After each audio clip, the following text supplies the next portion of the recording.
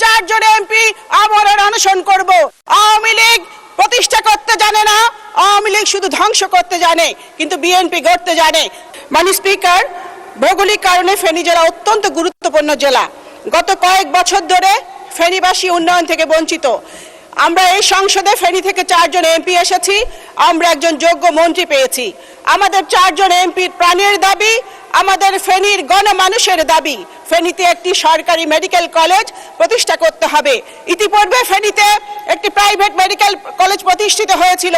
চাঁদা না দেবার কারণে পেট্রোল ঢেলে আগুন জ্বালিয়ে পুড়িয়ে ধ্বংস করে দিয়েছিল আওয়ামী লীগের সন্ত্রাসীরা। আওয়ামী লীগ প্রতিষ্ঠা করতে জানে না, আওয়ামী লীগ শুধু ধ্বংস করতে জানে, কিন্তু বিএনপি গড়তে জানে। মাননীয় প্রধানমন্ত্রী 2026 সালের 25শে জানুয়ারি ফেনী সরকারি কলেজের মাঠে একটি নির্বাচনী সভায় অঙ্গীকার করেছিলেন তিনি ফেনী মেডিকেল কলেজ স্থাপন করবেন।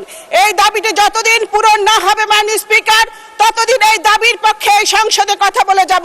প্রয়োজনে এই সংসদের দক্ষিণ প্লাজায় আমরা চারজন এমপি আমরণ অনশন করব। এই বিষয়টি অতি জরুরি বিধায় প্রয়োজনীয় ব্যবস্থা গ্রহণ করবার জন্য আমি আমার অনেক প্রিয় স্বাস্থ্যমন্ত্রীর দৃষ্টি আকর্ষণ করছি। মাননীয় স্পিকার, আপনাকে অসংখ্য ধন্যবাদ।